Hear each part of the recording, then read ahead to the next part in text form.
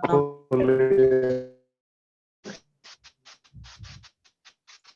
पता नहीं माइक क्यों नहीं म्यूट कर रहे हैं आप लोग। ठीक है, बहरहाल आयशा मैंने आपको सेस दे दी है, तो अब आप रिकॉर्डिंग स्टार्ट कर दें। उन्होंने कर भी दी है, ठीक है, आप लोगों को रिकॉर्डिंग मिल जाएगी। तो जो हमारे पास अकाउंट है ना, माइक ना आप अपना कोई अनम्यूट करें।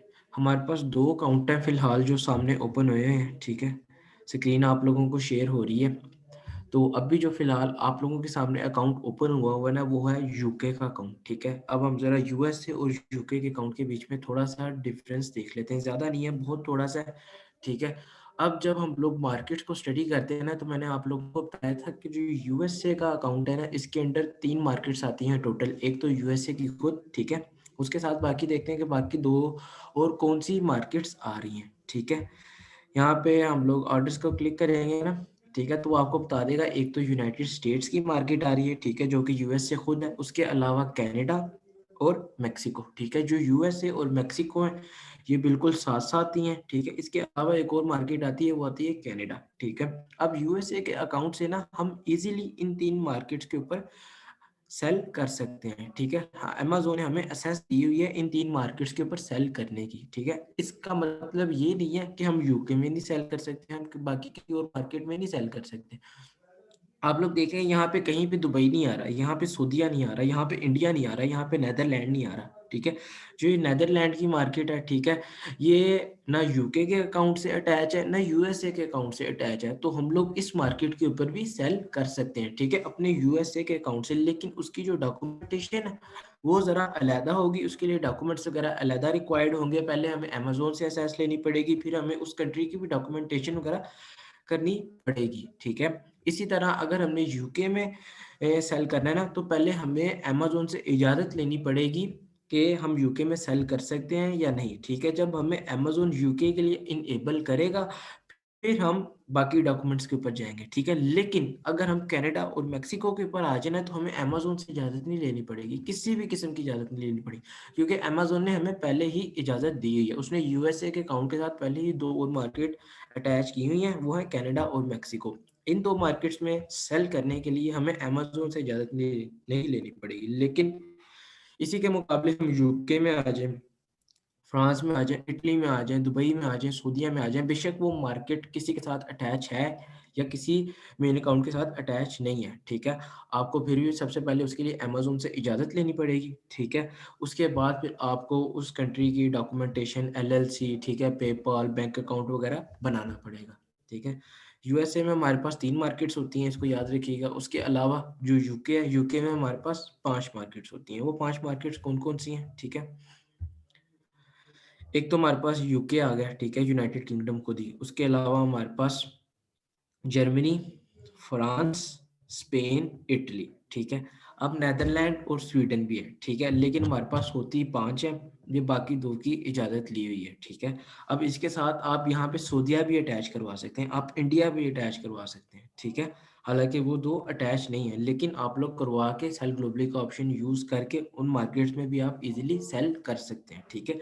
उनके लिए क्या करना पड़ेगा, अगर अब मैंने यूके से जर्मनी में सेल करना है ना, तो पहले मुझे अमेज़न से इजाज़त नहीं लेनी पड़ेगी, ठीक है। क्या क्या चीज़ इंक्लूड हो रही है, वो चीज़ इंक्लूड हो रही है कि अगर मैंने जो मार्केट मेरे अकाउंट के साथ अटैच नहीं है, उस मार्केट के अंदर मैंने सेल करना है, तो मुझे 2 चीज़ों की इजाज़त लेनी पड़ेगी, ठीक है। पहले तो मुझे अमेज़न से इजाज़त लेनी पड़ेगी, उसके बाद मुझे फिर उस कंट्री की डॉक्यूमेंटेशन वगैरह हर चीज़ बनानी पड़ेगी। लेकिन अगर मैंने यूके से जर्मनी में सेल करना है ना, तो मुझे अमेज़न से कोई इसके डॉक्यूमेंट्स वगैरह या इजाज़त वगैरह नहीं लेनी पड़ेगी। मैं आराम से ही जर्मनी में सेल कर सकता हूँ, फ्रांस में सेल कर सकता हूँ, इटली में सेल कर सकता हूँ, नीदरलैंड में सेल कर सकता हूँ और स्वीडन में सेल कर सकता हूँ, ठीक है। लेकिन अगर मैंने यूएस से इंडिया, सऊदीया में करना है, तो मुझे सबसे पहले अमेज़न से इजाज़त लेनी पड़ेगी, उसके बाद फिर मैं बाकी डॉक्यूमेंट्स या पेपर वर्क के ऊपर जाऊँगा, ठीक है।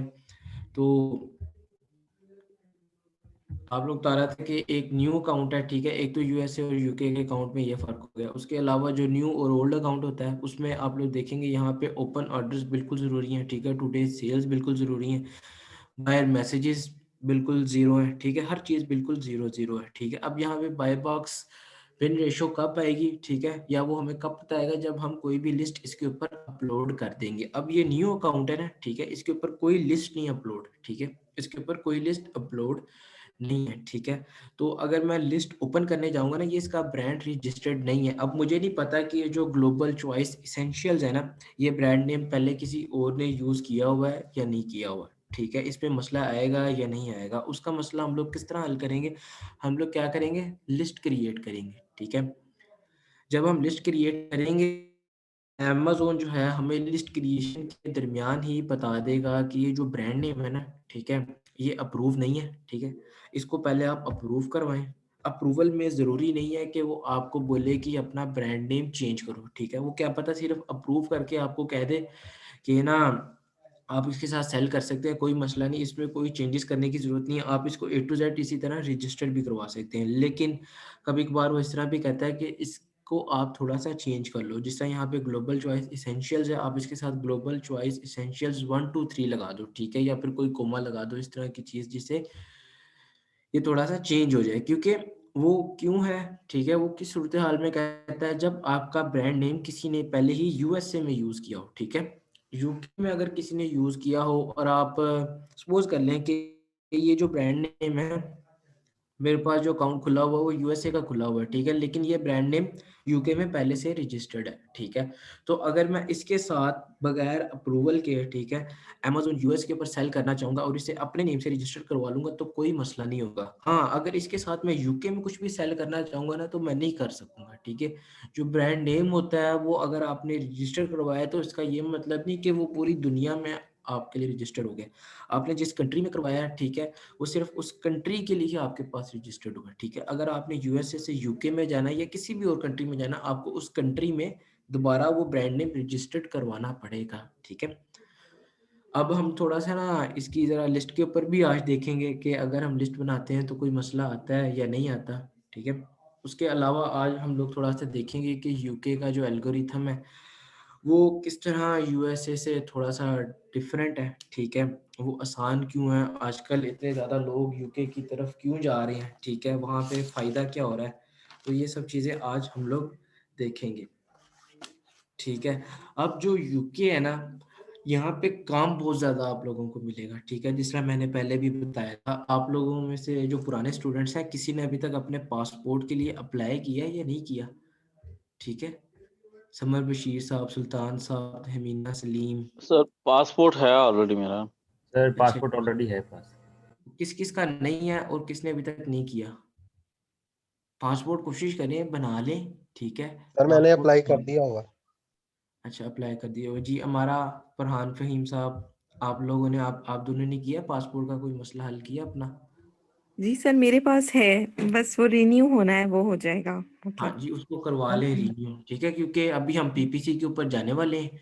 तो जी सर। यूके के लिए रैंक करने के लिए आपको गिव अवे वगैरह की टेंशन लेने की ज़रूरत नहीं है, वहाँ पे पीपीसी से ही काम चल जाएगा, ठीक है। और वहाँ के ओके। ऑर्डर भी आपको बहुत मिलेंगे, तो कोशिश करें कि अपना जल्द से जल्द रिन्यू करवा लें। उसके अच्छा अलावा सर। फैज़ान अफ़ज़ाल साहब, हैदर जवेद, लुबना मशहूद, मोहम्मद इमरान साहब। सर मैंने रीन्यू के लिए दे दिया हुआ है, फैजान अफजाल बात कर रहा हूँ। अच्छा, ठीक हो गए, ठीक हो गए। सर जी मुझे सर, भी मैंने रिन्यू भी इंशाल्लाह करवाना है, कल परसों तक अप्लाई कर देना। अच्छा जी, एक्सपायर हो सर गई है मैं तो वो मेरा रिन्यू बना हुआ करवाने है जा रही सर, बना हुआ है। ठीक हो गया। मुझसे काफ़ी लोगों का बना हुआ है, जो कि मुझे लग रहा है, तो जिनका रिन्यू होने वाला है वो रिन्यू करवा लें और जिनका नहीं बना हुआ वो बना लें, ठीक है। क्योंकि यूके का बहुत काम है आगे, इसका ना इसने बड़ा ग्रो करना है यूके ने, तो इसका काम भी आप लोगों को बहुत मिलेगा। सर तो जो पासपोर्ट चाहिए किस लिए होता है? जी, जो होता है ना चाइल्ड अकाउंट की एसएस के लिए चाहिए होता है, ठीक है। अब जो यूएसए है ना, वहाँ पे आप पासपोर्ट के बगैर भी सिर्फ ईमेल के ऊपर और अपना अपने नाम के ऊपर चाइल्ड अकाउंट की एसएस ले सकते हैं। लेकिन जो यूके की मार्केट है ना, यहाँ की गवर्नमेंट काफ़ी सख्त है, ठीक है। ये कहते हैं अगर आपने किसी को किसी चीज़ की एसएस भी देनी है ना, तो उसके लिए आप उसकी कंप्लीट डिटेल्स लाओ। तो इसी तरह अगर आपने यूके के चाइल्ड अकाउंट की एसेस लेनी है ना, तो उसके लिए आपको पासपोर्ट चाहिए। वो आपके शिनाख्ती कार्ड के ऊपर नहीं बनेगा, वो आपके पासपोर्ट की डिटेल्स मांगेगा, वो लाजमन होना चाहिए आपके पास पासपोर्ट, ठीक है। इसके अलावा आप यूके की कंट्री में काम नहीं कर पाएंगे, यूनाइटेड किंगडम में ना, क्योंकि जब आपको चाइल्ड अकाउंट की एसएससी नहीं मिलेगी तो आप किस तरह रैंक करेंगे, इसलिए पासपोर्ट ज़रूरी है यूके के लिए, और यूके में काफ़ी आप लोगों को काम मिल सकता है, ठीक है। अब ये जो जिस तरह मैंने अपने यूके के अकाउंट की एसएस ली हुई है, ये चाइल्ड अकाउंट है, इसके लिए मैंने पासपोर्ट बनाया था, ठीक है, और फिर उसके ऊपर मैंने एसएस ली थी, वरना पासपोर्ट के अलावा मैं एसएस नहीं ले सकता। अच्छा जी, तो आगे हम देखते हैं जी, कोई बोलना चाह रहे तो बोले। सर यूके में कितनी इन्वेस्टमेंट चाहिए होती है? यूके के लिए देखें, यूके के लिए ना थोड़ी चाहिए होती है, यूएसए से थोड़ी चाहिए, तो अगर आपके पास 10,000 से 15,000 पाउंड है ना, ठीक है। अब ये जो है ना 10,000 से 15,000 पाउंड वाला ये सिस्टम भी थोड़ा अभी अभी चला, क्योंकि यूके ने जो है ना पीपीसी को अचानक से अच्छी खासी वेटेज देना स्टार्ट कर दी है, ठीक है। तो अब जो पीपीसी को इतनी वेटेज मिल रही है कि अगर आपके पास बजट थोड़ा कम भी है ना, वैसे पहले कहा जाता था 6 से 7 महीने पहले अगर आप बात करते हैं ना, तो कहते हैं कि यूके के लिए जो बजट रिक्वायर होता है ना वो मिनिमम 15,000 से 20,000 है। लेकिन जब से पीपीसी को वेटेज मिलना शुरू हो गई है ना, ठीक है, तो फिर कहते हैं कि अगर आपके पास अब 10,000 है ना या 7,000 पाउंड भी है तो उससे भी आप पीएल कर सकते हैं, ठीक है। ये थोड़ा सा एल्गोरिथम्स में चेंज की वजह से हुआ है। इसी के मुकाबले में आप यूएसए के ऊपर आ जाए, ठीक है, वहां पे पीपीसी को कोई मुंह नहीं लगाता, ठीक है। हालांकि पीपीसी में ये नहीं कहता कि काम नहीं करती, बड़ा अच्छा काम करती है, लेकिन वो इतनी जल्दी रैंकिंग नहीं कर पाती जिस तरह वो यूके में करती है, ठीक है। यूके में वो रातों रात आप पीपीसी के थ्रू ना रैंक हो सकते हैं, लेकिन पीपीसी के थ्रू अगर आपने यूएसए में रैंक होना तो आपको 4-5-6 महीने लग जाते हैं, ठीक है। और वहाँ पे कंपटीशन बहुत ज़्यादा हो गया ना, दरअसल कंपटीशन भी बहुत ज़्यादा हो गया है। और क्या पता, ये सब कुछ अमेजोन के सिस्टम के ऊपर होता है, अगर वो पीपीसी को वेटेज देने लग जाए यूएसए में तो वहाँ पे भी जो बजट होगा वो जारी बात है थोड़ा कम लगेगा, क्योंकि जो फ्री गिव अवे देना होता है उसमें बहुत ज़्यादा पैसे लगते हैं, ठीक है। आपको फेसबुक को भी देने पड़ते हैं, ठीक है, अपने क्लाइंट को भी वापस करने पड़ते हैं जो आपका बायर है, ठीक है। बहरहाल उसी के थ्रू अगर आप पीपीसी के ऊपर आ जाएं तो पीपीसी में सिर्फ आपने अमेजोन को पे करनी है, उसके अलावा आपने किसी और को पे नहीं करना, ठीक है। तो अगर तो पीपीसी को दोबारा, या फिर जिस तरह यूके में फिलहाल वेटेज मिल रही है इसी तरह की वेटेज अगर पीपीसी को यूएसए में मिलने लग जाए, तो जिस तरह अब हम कहते हैं कि यूएसए में मिनिमम आपके पास 30 या 25 होने चाहिए, तो फिर यूएसए में भी आप 15-20 हज़ार से कम स्टार्ट कर सकते हैं, ठीक है। वो एल्गोरिथम के ऊपर है, तो देखते हैं आगे क्या बनता है, क्योंकि कुछ नहीं पता अमेजोन किस तरह के चेंजेस करता है। तो जब आप मार्केट में जाएंगे ना तो आपको साथ साथ पता चलता जाएगा कि आजकल क्या चल रहा है, आजकल क्या चल रहा है, ठीक है। काफ़ी चीज़ें हैं जो आप कोर्सेज करके या फिर कोर्सेज में से नहीं सीख पाएंगे, काफ़ी चीज़ें जब आप मार्केट में जाएंगे ना, जब आपके हाथ में अकाउंट आएगा, ठीक है, आपको पता चलेगा कि प्रेजेंट में क्या हो रहा है, वो आप तब सीखेंगे। तो यूके में, ठीक है, यूके में जो सर इसकी रिव्यू रेशियो होती है ना, अच्छा अब जरा मुझे एक्सप्लेन करने दें, ठीक है। यूके में जो रिव्यू रेशियो होती है ना वो यूएसए से काफ़ी ज़्यादा होती है, ठीक है। अब अगर मैं आप लोगों को यूके का एवरेज क्राइटेरिया दिखाऊं ना, ठीक है, तो वो यूएसए से काफ़ी डिफरेंट होगा। वो डिफरेंट क्यों होगा, क्योंकि मैंने आप लोगों को शायद पहले भी बताया था कि अगर यूएसए में 200 लोग प्रोडक्ट को बाय करते हैं ना, 200 लोग प्रोडक्ट को बाय करते हैं आपकी प्रोडक्ट को, तो उसमें से सिर्फ एक बंदा रिव्यू देगा, ठीक है। क्या पता कभी कभार वो भी ना दे, यूएसए में बहुत थोड़े लोग रिव्यू देते हैं। और इसी के मुकाबले में अगर आप यूके के ऊपर आ जाएं, अगर 200 बंदा आपकी प्रोडक्ट को बाय करता है तो उसमें से क्या पता 15-20 इजीली आपकी प्रोडक्ट के ऊपर रिव्यू दे दें, ठीक है। अब यूएसए में हम कहते हैं कि 300 रिव्यूज हैं, तो इसका मतलब एवरेज यही है कि हमारी 25 से 30 हज़ार या फिर 35,000 डॉलर की हमारी इन्वेस्टमेंट लग जाएगी। लेकिन यूके में हम कहते हैं अगर 1500 भी एवरेज रिव्यूज है ना, 1500 भी एवरेज रिव्यूज है, तो वो हम लोग इजीली 10,000 से 15,000 या 20,000 पाउंड के दरमियान रैंक कर सकते हैं, ठीक है। बजट बड़ा है, ठीक है। हालांकि 300 से अगर आप 1500 भी यूएसए में आ जाए तो बजट में अच्छा खासा डबल ट्रिपल फर्क पड़ जाएगा, लेकिन वही हम काम यूके में आ जाए, ठीक है। यूके में अगर 1500 रिव्यूज भी हो ना, एवरेज रिव्यूज, तो चल जाता है, ठीक है, इजीली चल जाता है। अब क्राइटेरिया जो है एक दफ़ा मैं आप लोगों को ग्रुप में सेंड भी कर दूं, उसके अलावा मैं आप लोगों को बता दूं कि जो यूके का क्राइटेरिया चल रहा है ज़्यादातर वो क्या है, ठीक है। अब जो यूके का क्राइटेरिया है ना, इसमें सर्च वॉल्यूम 20 to 30 की होना चाहिए, ठीक है। और जो प्राइस रेंज है मैंने ग्रुप में भी शेयर कर दिया, आप लोग वहाँ से भी देख सकते हैं, ठीक है। जो प्राइस रेंज है वो 20 से 35 पाउंड होनी चाहिए। उसके बाद नंबर ऑफ मैक्स सेलर्स जो है ना वो शुड बी एफबी होने चाहिए। अब यूके में ज़्यादातर लोग ना एफबीएम कर रहे हैं, लेकिन जो ज़्यादातर सेलर्स होने चाहिए ना किसी भी लिस्ट के ऊपर या किसका भी आप एक्सटेंड निकालेंगे तो आपने कोशिश करनी है कि वो ज़्यादातर सेलर्स एफबीए के हों।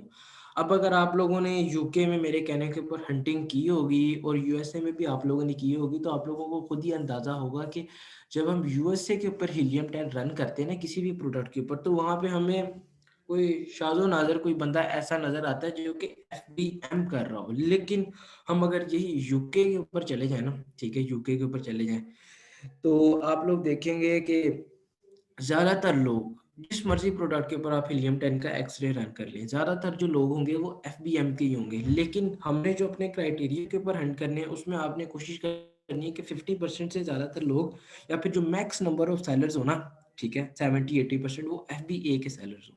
ठीक हो गया। उसके अलावा सेम अमेज़न डोमिनेंसी और ब्रांड डोमिनेंसी नहीं होनी चाहिए, ठीक है। मैं आपको बता दूं ब्रांड डोमिनेंसी चल जाती है, ब्रांड डोमिनेंसी चल जाती है, लेकिन अमेज़न डोमिनेंसी किसी सूरत हाल में नहीं चलेगी, किसी भी सूरत हाल में नहीं चलेगी। क्योंकि बेशक आपने ब्रांड रजिस्टर्ड भी करवाया हुआ है ना, अमेज़न फिर भी आके मीटू कर सकता है, ठीक है, अमेज़न फिर भी आके मीटू कर सकता है क्योंकि उसकी ऐप है, वो बादशाह है यहाँ का, ठीक है। उसने नहीं देखना आप रजिस्टर्ड हैं अनरजिस्टर्ड हैं, उसे आपकी लिस्ट पसंद आई तो फिर उसे कोई नहीं रोक सकता, ठीक है। ना उसके खिलाफ आप केसेस कर ले, जो मर्जी कर ले, कोई उससे फायदा नहीं है, ठीक है। तो कोशिश कीजिएगा कि जो अमेज़न डोमिनेंसी वाली प्रोडक्ट है ना उसको हमेशा छोड़ दिया करें आप लोग। उसके अलावा जो कैटेगरीज तरह मैंने आप लोगों को यूएसए में बताया था कि सब कैटेगरीज जो है ना उसमें काफ़ी ज़्यादा कंपटीशन हो गया, लेकिन फिलहाल यूएसए में जो सबसे ज़्यादा कैटेगरी चल रही है ना वो है आर्ट एंड क्राफ्ट की। आर्ट एंड क्राफ्ट में आप लोगों को इजीली इस तरह की काफ़ी ज़्यादा प्रोडक्ट्स मिल जाएंगी जो एक तो अच्छा रेवेन्यू अर्न कर रही हूँ, उसके अलावा उनके रिव्यूज़ वगैरह आपके क्राइटेरिया के बीच में मुझे एवरेज रिव्यूज़ होंगे, ठीक है, और उनका बीएसआर ठीक होगा। तो आर्ट एंड क्राफ्ट में आपको काफ़ी इस तरह की प्रोडक्ट्स मिल जाएंगी। उसके अलावा स्पोर्ट्स है, लेकिन जो यूके में ज़्यादातर कैटेगरीज फिलहाल हमारी चल रही है ना वो है होम एंड किचन है, पेट्स हैं और स्पोर्ट्स की है, ठीक है। स्पोर्ट्स की कैटेगरी बहुत ज़्यादा चल रही है, होम एंड किचन की कैटेगरी बहुत ज़्यादा चल रही है। और जो क्राइटेरिया है ना इसमें मिनिमम रेवेन्यू 8K होनी चाहिए, ठीक है, 8K डॉलर्स नहीं, 8K पाउंड। अब यूएसए में जो आप लोगों को फायदा होता है ना 100% के ऊपर, वो हम लोग एवरेज बल्कि 90% केसेस में आप लोगों को जो फायदा होता है ना वो होता है 20% से लेकर 25% तक, ठीक है। ज्यादातर कुछ लोग तो 15% के प्रॉफिट के ऊपर भी लॉन्च कर जाते हैं। तो आप लोग अंदाजा रखें कि अगर हमने यूएसए में अगर हमने लॉन्च करनी है ना तो जो हमारा प्रॉफिट है वो है 15 से लेके 30% तक। लेकिन यूके में जो हमारा प्रॉफिट होता है, ठीक है, 100% के ऊपर वो आप 45 तक भी लेके जा सकते हैं और 50% तक भी लेके जा सकते हैं, ठीक है। यूके में आपको इस तरह की बहुत प्रोडक्ट्स मिलेंगी। अब यूएसए में सपोज कर लें हमारा मिनिमम होगा क्या कहते हैं 15K की हमारी ना मंथली रेवेन्यू जनरेट हो रही है, तो उसके ऊपर आप लोग लगा लें 30% लगाएं तो कितना बन जाता है, तकरीबन 3,500 से 4,000 बन जाता है, ठीक है। और यही अगर यूके में 8K भी हो जाए ना रेवेन्यू जनरेट हो जाए तो इतना आप लोग इजीली उस 8K की रेवेन्यू से प्रॉफिट निकाल सकते हैं। इसीलिए जो यूके में मिनिमम है ना, मिनिमम एवरेज रेवेन्यू, ठीक है, जो मंथली सेल्स आपकी वो 8K भी हो ना तो चले, क्योंकि उसमें प्रॉफिट बहुत ज्यादा है, आप 40% 50% इजीली निकाल सकते हैं। लेकिन अगर यही आप यूएसए के अंदर आ जाए ना तो 8K के ऊपर आपको जो बचेगा वो ज्यादा से ज्यादा 1,500 या 2,000 बच जाएगा। लेकिन यूके में डिफरेंट है, ठीक है, यूके में आपको 8K के ऊपर ना तकरीबन 3,000 पाउंड इजीली बच जाएगा, और जो 3,000 पाउंड होता है ये तकरीबन 4,500-5,000 आराम से बन जाता है, ठीक है। क्योंकि यहाँ पे जो प्रॉफिट है, ठीक है, उसकी परसेंटेज काफी ज्यादा है, ठीक है, यूएसए से बहुत ज्यादा है। यूके में हमें इतना प्रॉफिट इजीली मिल जाता है, लेकिन यूएसए में अगर हम चले जाएं तो हमें इतना प्रॉफिट इजीली नहीं मिलता, या फिर हम कोई शाजो नाजर हो इस तरह की प्रोडक्ट हमें मिल जाए जिसके ऊपर हमें 40% या 50% प्रॉफिट हो, लेकिन यूके में आपको इजीली इस तरह की बहुत प्रोडक्ट्स मिल जाएंगी, ठीक है। यूएसए में अगर आपने इतना प्रॉफिट निकालना है तो या तो जो आपकी मैन्युफैक्चरिंग है वो आपकी अपनी होनी चाहिए, ठीक है, तब जाके शायद आप इतना प्रॉफिट निकाल सकें, लेकिन उसके अलावा यूएसए में इस तरह का प्रॉफिट निकालना जो कि आप यूके में इजीली निकाल लेते हैं वो नामुमकिन सी बात है, ठीक है। अब जो यूके है ना, यहाँ पे पीपीसी बहुत ज़्यादा चलने लग गई है, ठीक है। तो पीपीसी को आज हम देखेंगे, ठीक है, थोड़ी सी हम पीपीसी की बेसिक्स देखेंगे, ठीक है, कि हमने बजट वगैरह किस तरह रखना है, ठीक है, हमने कितनी टाइप्स की कैंपेन्स चलानी है, कीवर्ड्स की कितनी टाइप्स होती हैं, ठीक है। उसके अलावा उसके कुछ टर्म्स हैं, ठीक है, ऑटो और मैनुअल में हम थोड़ा सा ज़रा और फ़र्क देखेंगे, ठीक है। तो पीपीसी एक बहरहाल ना एक फुल अलहदा कोर्स है, पीपीसी एक फुल अलहदा कोर्स है। अब मैं आप लोग बताऊं जो है ना गिव अवे देना यूएसए में, अगर आपने अच्छे तरीके से काम करना है ना तो पहले तो आपको गिव अवे का फुल पता होना चाहिए, लेकिन ज़्यादातर लोग हैं वो गिव अवे के ऊपर राज़ी नहीं होते, ठीक है, क्योंकि अंग्रेज़ों को ना ये गिव अवे वगैरह का इतना पता नहीं है, ठीक है। वो उन्हीं चीज़ के ऊपर फोकस करते हैं जो कि ऐप के अंदर है। अब ऐप के अंदर रैंक करने के लिए क्या चीज़ है, वो है हमारी पीपीसी, ठीक है। तो जो अंग्रेज़ है ना, वो अगर 100% ले लें तो उनमें से 90% जिनसे आप बात करेंगे ना वो यही बोलेंगे कि नहीं, अब बेशक हम रातों रात गिव अवे से रैंक हो सकते हैं, लेकिन हमें चलना पीपीसी के साथ ही है। तो आप लोगों को इंशाल्लाह पीपीसी का फुल कोर्स मैं करवाऊंगा, ठीक है। उससे हम कोशिश करेंगे कि 2 से 3 दफ़ा हम लोग रिवाइज करें, ताकि अगर हमने सिर्फ पीपीसी के थ्रू ही रैंक करनी हो, यूएसए हो, यूके हो, कोई भी कंट्री हो, हम लोग इजीली पीपीसी के थ्रू रैंक कर सकेंगे, ठीक है। क्योंकि जो गिव अवे वाला मैटर है ना, ये थोड़ा सा कॉम्प्लेक्स भी है, क्योंकि इसमें आपको फेसबुक एड्स वगैरह, ठीक है, इंस्टाग्राम एड्स वगैरह, पिंटरेस्ट, ये बहुत मुश्किल हो जाता है, ठीक है। पीपीसी जो है ये बड़ी आसान है चलानी, ये चलानी बड़ी आसान है, ठीक है। इसमें कीवर्ड्स ऐड करना बड़ा आसान है।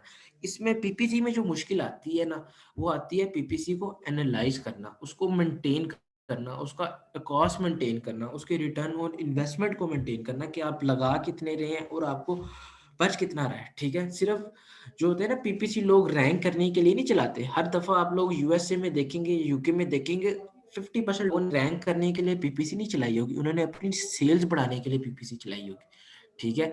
वो पीपीसी को मेंटेन ही इस तरह करते हैं कि वो अपने बजट को जो कि अमेजोन को दे रहे हैं और जो उन्हें प्रॉफिट को बच रहा है, ठीक है, वो प्रॉफिट भी बचाएं, अपनी सेल्स भी इंक्रीज करें और अमेजोन का जो खर्चा आएगा वो भी प्रॉफिट में से निकाल के अपना प्रॉफिट बचा ले, ठीक है। इस तरह पीपीसी को मेंटेन करना ये बहुत मुश्किल काम है, ठीक है।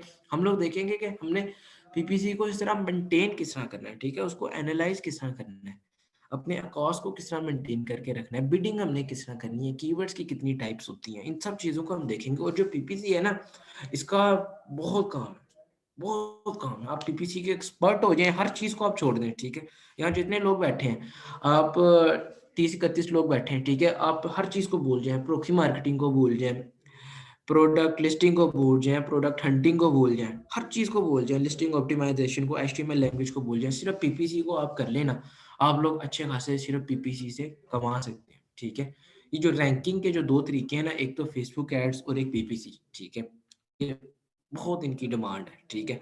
लोगों को मिलते नहीं है इस तरह के लोग, लेकिन आप लोग इंशाल्लाह फुल कोर्स करेंगे तो आप लोगों ने कोशिश करनी है जो सर अपनी पीपीसी की एक, जी बोले। सर फेसबुक ऐड भी आप चलाना सिखाएंगे हमें? हाँ हाँ जी, बिल्कुल, ज़ाहिर सी बात है, वो रैंकिंग के बीच में ही आती है तो सिखाऊंगा, ठीक ठीक ठीक है। ठीक ठीक, थैंक यू सर। तो सिर्फ आप लोग पीपीसी कर लेना। अभी मैं पीपीसी की तारीफ इसलिए बयान कर रहा हूँ क्योंकि मैं पीपीसी के टॉपिक के ऊपर आया। अब इसका ये मतलब नहीं कि फेसबुक ऐड कुछ नहीं है, फेसबुक ऐड बहुत बड़ी बला है। जब मैं फेसबुक ऐड के ऊपर जाऊंगा तो फिर मैं उसका भी ना आप लोगों को बताऊंगा कि उसके क्या क्या फायदे हैं, ठीक है। अभी मैं पीपीसी के थोड़े फायदे बता रहा हूँ, फिर मैं आगे थोड़े से इसके नुकसान भी बताता हूँ।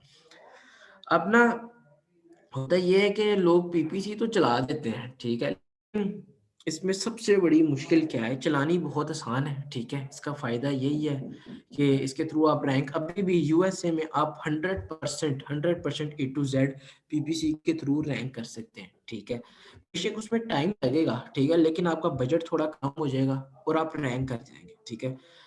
कुछ लोग कहते हैं कि नहीं फेसबुक एड्स बहुत ज़रूरी हैं, फेसबुक एड्स बहुत, माना कि फेसबुक एड बहुत ज़रूरी हैं, लेकिन अभी भी आप पीपीसी के थ्रू बिल्कुल ए टू जेड यूएसए के बीच में अपनी प्रोडक्ट को रैंक कर सकते हैं। ठीक है, वो आप तब रैंक कर सकेंगे जब आपको पीपीसी के बारे में पता हो, आपको पीपीसी।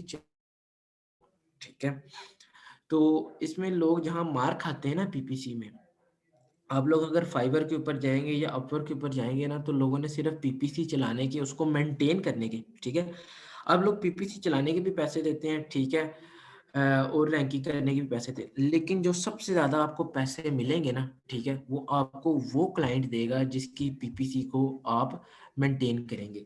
अब आप लोगों के सामने स्क्रीन शेयर हो रही हो, ठीक है, तो ये माशाल्लाह मेरा यूके का अकाउंट था, जो कि मैंने आप लोगों को शायद पहले भी दिखाया, आज भी दिखा रहा हूँ।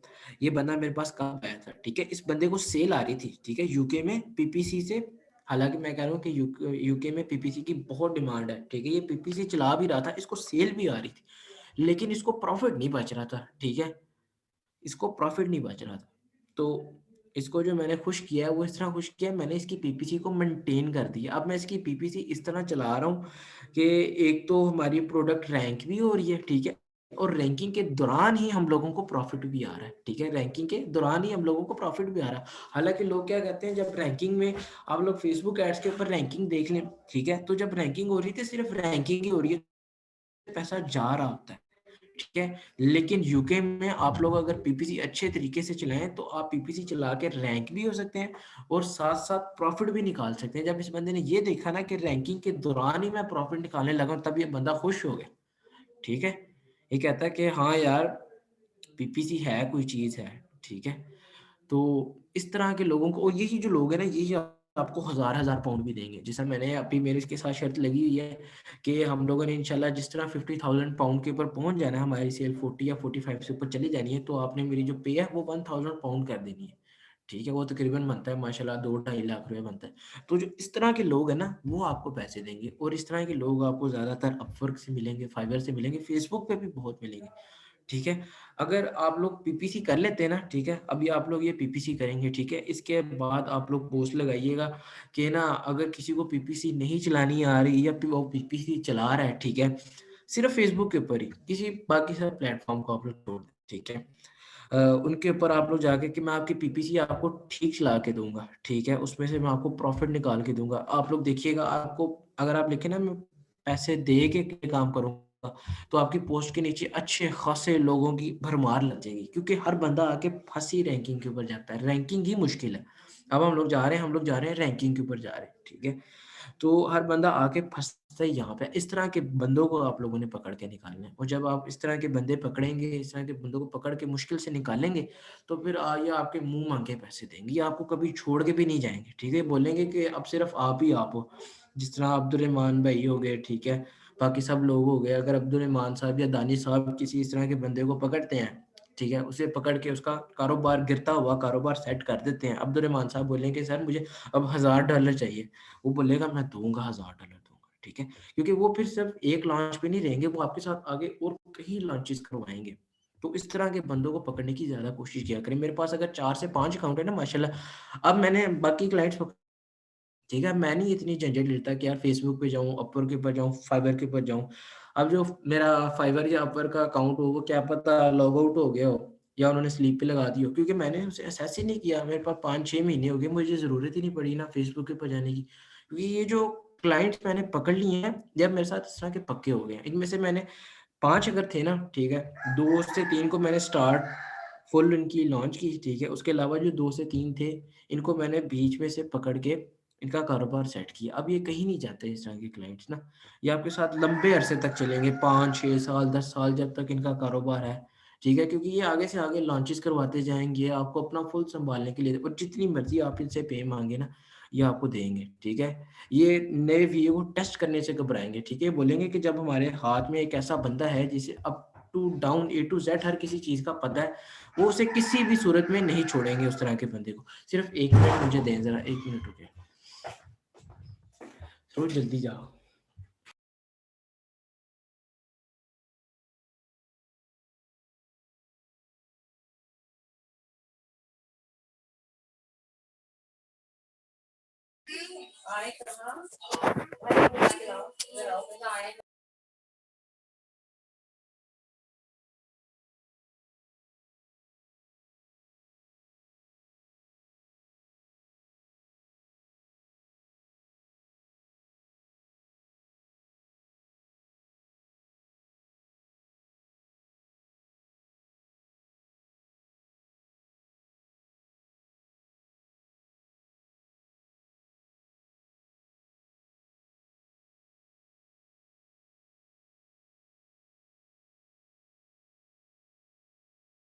अच्छा जी, माज़रत दोबारा स्टार्ट करते हैं, ठीक है। तो मैं आप लोगों को बस ये बता रहा था कि जो इस तरह के लोग होंगे ना, फिर आपको कभी नहीं छोड़ेंगे, ठीक है, किसी भी सूरत हाल में। तो पीपीसी जो है ये अब बहुत इंपॉर्टेंट है, ठीक है, ये हमारा बहुत इंपॉर्टेंट टॉपिक है, इसको हम तफसील से स्टडी करेंगे, कोशिश करेंगे इसको हम सबसे ज़्यादा रिवाइज हम इसी को करें, ठीक है। अब सर जो आपकी पीपीसी आवाज की बहुत वो कम आ रही है। आवाज़ मेरी कम आ रही है, अब आप लोग क्लियर आ रही है आवाज़? आवाज सर सारी क्लियर आ रही है। ठीक हो गया। तो जो पीपीसी जिस तरह आप लोगों को मैंने पहले स्टार्ट में ही बता दिया था कि दो टाइप की हमारे पास पीपीसी होती है, ठीक है, एक होती है हमारे पास ऑटो पीपीसी और एक होती है मैनुअल पीपीसी, ठीक है। अब जो ऑटो पीपीसी होती है ना, इसमें मैंने पहले आप लोगों को ये बताया था कि अमेज़न खुद से कीवर्ड्स पकड़ता है, ठीक है, और पीपीसी खुद ही वो रन करता है, ठीक है। अब हमने देखेंगे कि वो इसे रन किस तरह करता है। स्टार्ट में वो क्या करता है कि ना किसी भी नीश के ऊपर, अब हम देखेंगे कि वो ऑटो पीपीसी को रन किस तरह करता है, ठीक है। स्टार्ट में वो ये करेगा, बहरहाल आप लोगों को बता दूं कि अगर आप लोगों ने पीपीसी क्रिएट करनी है तो वो एडवर्टाइजमेंट के ऊपर जब आप लोग जाएंगे, कैंपेन मैनेजर के ऊपर आपने जाना है, ठीक है। तो आप लोग आ जाएंगे अमेज़न एडवर्टाइजिंग के ऊपर, ठीक है, यहाँ पे कैंपेन्स हैं, ठीक है, सब कुछ बताया होगा कि आप लोगों का आरओएस क्या है, इम्प्रेशन क्या है, एकोस क्या है, सीएल क्या है, स्पेंड आपने कितना किया है, ठीक है। तो उसके अलावा फिर आप लोगों ने अगर कैंपेन क्रिएट करनी है तो आप लोग क्रिएट कैंपेन के ऊपर जाएंगे, तो आप लोग यहाँ से कैंपेन क्रिएट कर सकते हैं। बहरहाल ये आगे के मैटर्स हैं, हम लोग आगे जाके देखेंगे कि हमने कैंपेन किस तरह क्रिएट करनी है, हमने कीवर्ड्स कौन से डालने हैं, कीवर्ड्स हमने कहाँ से निकालने हैं। आज हम ये देखेंगे कि कीवर्ड्स की टाइप क्या होती हैं, हमने बजट कितना रखना है, ऑटो और मैनुअल में हम थोड़ा सा फ़र्क देखेंगे, ठीक है। और क्योंकि हमने इन चीज़ों को देख के पीपीसी के थ्रू हमने अपने बीएसआर वगैरह को इम्प्रूव करना होता है, अपनी रिव्यू वेलोसिटी, अपनी सेल वेलोसिटी को इंक्रीज करना होता है, तो हम वो देखेंगे कि आज हम ये किस तरह कर सकते हैं। अब जो सर स्टार्ट में आप इसमें कैसे गए हैं? दोबारा बता देता हूँ मैं, दोबारा बता देता हूँ। यहाँ पे आप लोगों को ऊपर टैब्स नजर आ रहे हैं ना, टैब्स में एडवर्टाइजिंग का टैब है, ठीक है, एडवर्टाइजिंग का टैब है, इसके ऊपर आप क्लिक करेंगे तो यहाँ पे क्रिएट कैंपेन आ जाएगा, ठीक है, कैंपेन मैनेजर आ जाएगा, आपने कैंपेन मैनेजर के ऊपर जाना है, ठीक है। तो ये आपको अमेज़न एडवर्टाइजिंग के ऊपर ले जाएगा, ठीक है।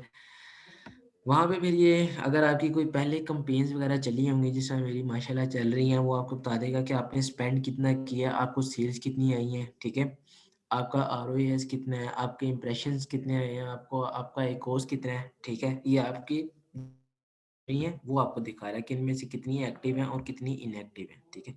अब मुझे किस तरह पता चल रहा है मेरी कौन सी एक्टिव है? अभी फिलहाल मेरी 2 एक्टिव है, ठीक है। आप लोगों को ये नज़र आ रहा होगा कि बटन टाइप्स हैं जो कि बटन ब्लू हुए हैं, जो इनेबल्ड हुए हैं, मेरी ये 2 कैंपेन्स हैं। मैंने एक न्यू कैंपेन क्रिएट करनी है, तो मैं यहाँ से क्रिएट कैंपेन के ऊपर जाऊँगा, तो फिर आगे जाके हम देखेंगे कि हम उस कैंपेन को किस तरह सेलेक्ट करके क्रिएट कर सकते हैं, ठीक है।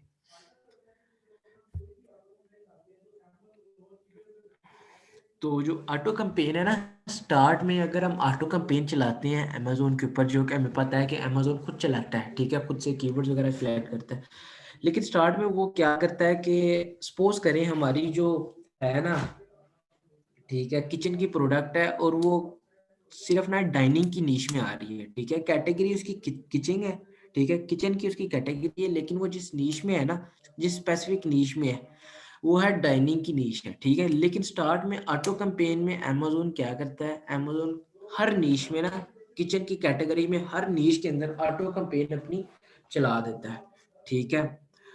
और फिर वो देखता है कि इस ऑटो कैंपेन के ऊपर क्या असर पड़ रहा है, ठीक है, कि ये किस तरह चल रही है, जो एकोस होता है ना, एकोस को हम लोग कहते हैं कि एडवर्टाइजमेंट कॉस्ट ऑन सेल, ठीक है। जो हमारा एकोस होता है, हमने सबसे ज्यादा जिस चीज को मेंटेन करना होता है ना, वो हमने अपने एकोस को मेंटेन करना होता है, ठीक है। अब ऑटो में अमेजोन ने हमारी जो कंपनी है ना, वो कहीं पे भी चला देनी है, किसी भी नीश में। हालांकि हमारी नीश और है, मैंने आप लोगों को बताया था कि नीश बड़ी इंपॉर्टेंट होती है। तो ज़ाहिर बात है हमने अपनी नीश में रैंक करना है। अब जो हमारी नीश है वो किचन एंड डाइनिंग की नीश है, ठीक है। और अमेजोन सपोज करें किसी नीश प्रोडक्ट की एडवर्टाइजमेंट को चला रहा है, ठीक है, तो उससे तो हमारी रैंकिंग नहीं ना होगी। अगर उस नीश के ऊपर हम रैंक हो गए तो फिर भी हमें सेल नहीं आएगी, क्योंकि सेल सबसे इंपॉर्टेंट है। तो अमेजोन स्टार्ट में क्या करता है, फुल एनालाइज करता है, ठीक है। वो उसका अपना एल्गोरिथम है, वो उस एल्गोरिथम के लिहाज से ना एक कैटेगरी की हर निशेस, जितनी भी आप लोग सपोज कर लें किचन की जितनी भी निशेस बनती हैं ना, वो हर नीश के बीच में आपकी पीपीसी जो है आपकी उसको चला देगा, उसको एडवर्टाइज कर देगा, ठीक है। फिर वो देखेगा कि ना कहाँ कहाँ से सेल आ रही है और किस नीश से ज्यादा सेल आ रही है, ठीक है।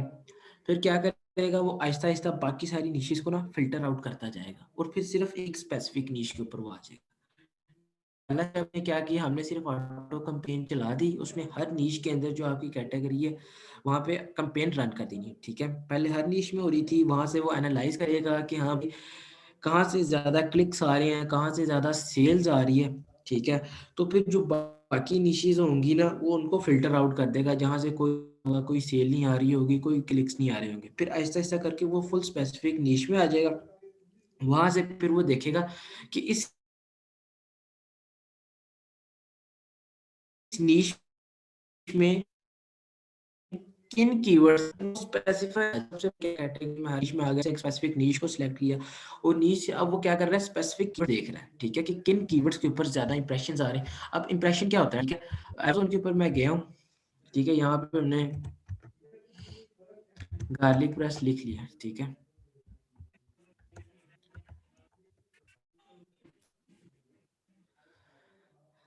अब सपोज करें ये स्पॉन्सर्ड ऐड चल रही है, ठीक है। अब मैं इसके सामने से गुजरा हूं ना, ठीक है, तो इन सब की ऐड के ऊपर एक एक इंप्रेशन पड़ जाएगा, ठीक है।